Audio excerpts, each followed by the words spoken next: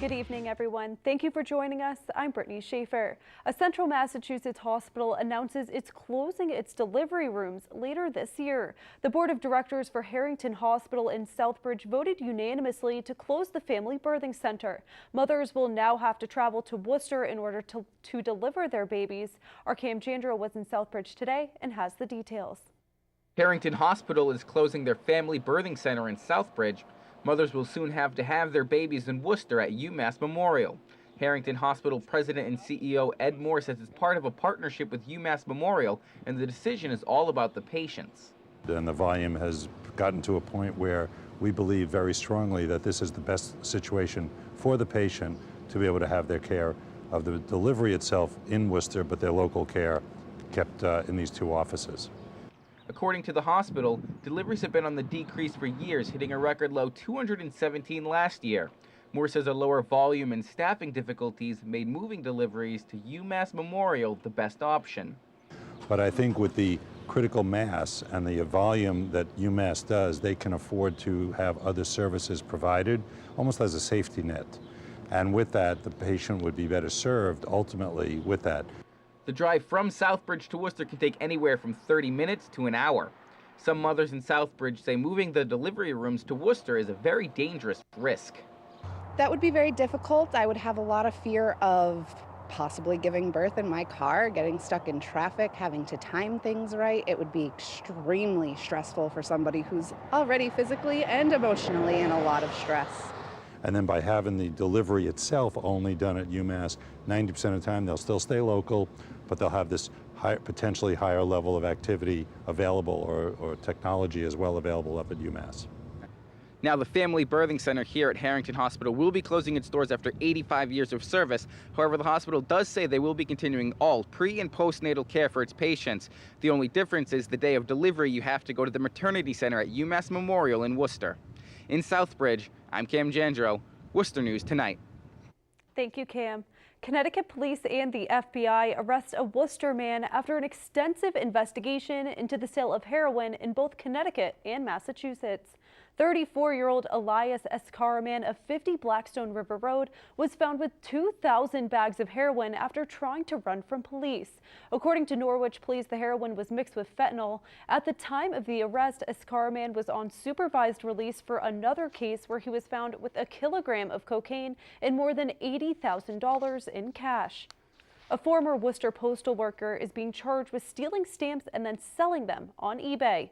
According to the indictment papers at Worcester Federal Court, David Fors of Holden stole more than $4,000 of stamps from the Worcester Post Office. He then sold them under the eBay name Mr. Fenway. Investigators say he did this for an entire year ending on September 17, 2012. Fors faces multiple charges, including theft of government property and mail fraud. Worcester City Councilors are looking at all options for possible recreational marijuana shops in the city. In December, Governor Charlie Baker signed a bill to put a delay on the opening of shops, but if cities and towns don't have any local regulations in place by next April, they can't go back in time and apply them. Our Olivia Lemon has the story.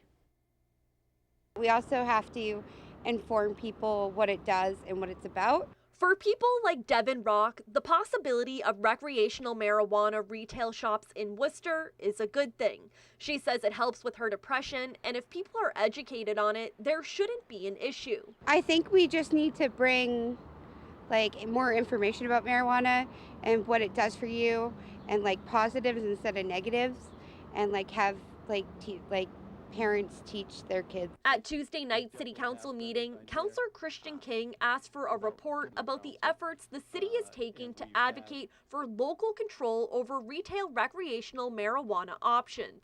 And particularly given the fact that, there are a number of options, and we really need to look into those. He says the Department of Revenue has estimated retail sales from marijuana statewide will be about $64 million in the first year and about $132 million in the second year. In Worcester, voters approved the sale of recreational marijuana 55% to 45%. Let's do what the voters wanted us to do, and and move this forward. Councillor Michael Gaffney says if marijuana is treated as a controlled substance like alcohol, people will have to follow state guidelines to obtain a license. Keep it level and on the same board so everybody's competing at the same level with one another to obtain it. And that'll make it a fair process and a reasonable process as well. One of the things I was advocating for last night was to put it on the table of uses, and that means get it zoned so that recreational marijuana shops, if someone wants to open up, that there will be some control. Meanwhile, surrounding communities like Sutton and Westboro have voted to ban recreational shops from opening. And whether that will stand up to the state law, that's another story. Olivia Lemon, Worcester News Tonight. Now, some city councilors are asking for a moratorium to be put in place, but since nothing can be done statewide until 2018, City Councilor Christian King says it may be premature.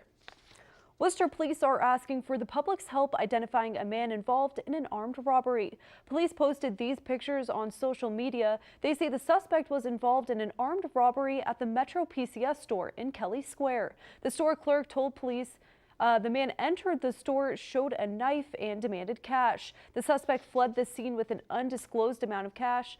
He was last seen running on Millbury Street. Anyone with any information is asked to call Worcester Police. Now to an update on a story we reported earlier this week. Worcester-based Commerce Bank and Berkshire Bank have signed an agreement valued at more than $200 million. And tonight we're hearing from the chairman of Commerce Bank. Our Rosalind Flaherty has the details. Worcester-based Commerce Bank is about to get bigger. It's the message David Duddy Massad is sharing this week. Commerce Bank and Berkshire Bank have signed an agreement to become one. We'll be working at a bigger scale than what we had been at Commerce Bank. The transaction is valued at more than $200 million. Duddy says they wanted growth. We were given the opportunity to trade into Berkshire, so that's basically what we've done so that we'll be able to expand our measurements out further, and some of our policies and some of our quality products. Worcester Regional Chamber of Commerce President Tim Murray says Commerce Bank has had significant contributions to the community. We're concerned, obviously, that we've got a great company locally that's been very involved in the community with their staff, their employees, very generous to the community. Commerce Field at Foley Stadium, their support of the United Way, the Chamber. We're hopeful, cautiously optimistic that the new leadership from Berkshire Bank will continue that commitment. Murray says Berkshire Bank's acquisition of Commerce Bank will likely result in more consumer options for businesses and individuals. It certainly creates a broader network, for Berkshire Bank. Commerce is one of the largest banks in Central Mass, so it's been something that's been attractive to larger banks. Duddy says he believes Commerce Bank will keep their name for some time, and they will be keeping all their policies the same. Except that we'll be able to expand some of the products that we don't have today into our bank, which will give us much better attraction to growth, and it brings Berkshire into this central Massachusetts area to be much more quickly accepted, we hope. The Worcester Fire Department's annual 6K road race is right around the corner. The department is looking forward to raising more money for 4 local charities. The road race started 17 years ago, and it honors the 6 Worcester firefighters who lost their lives in the cold storage fire in 1999 and John Davies, who died fighting a fire in 2011.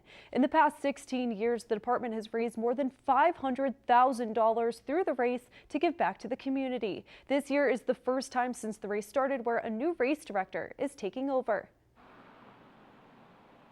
Feels relaxing. It does. This year is a lot easier. Pat's going to do a great job. He's taken over for the right reasons. The race is going to grow, it's going to be stronger. But no, it's just a fun family event. Time to look back, think about our lost ones, but also look for the future and try to have a great day.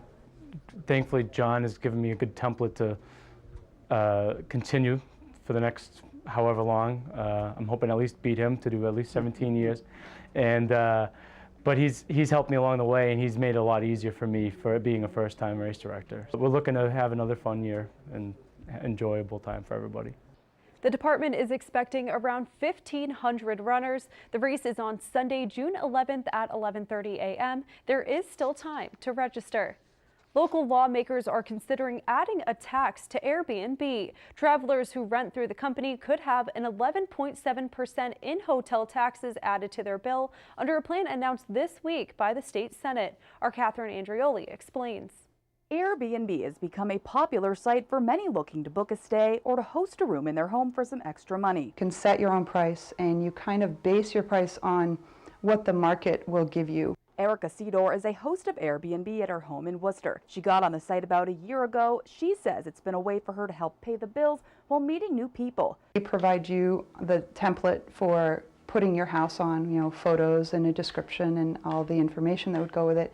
And then, like, say somebody stays and it's, $100 or something, they might take like $3 or $4. A budget proposal by Governor Charlie Baker is now pushing to change that to, quote, close the loophole, exempting Airbnb rentals from paying a 5% occupancy tax. It is what bed and breakfasts in Massachusetts are already required to pay. They're having to pay taxes, they're having to be registered, they're having to pay for permits, they're having to be inspected.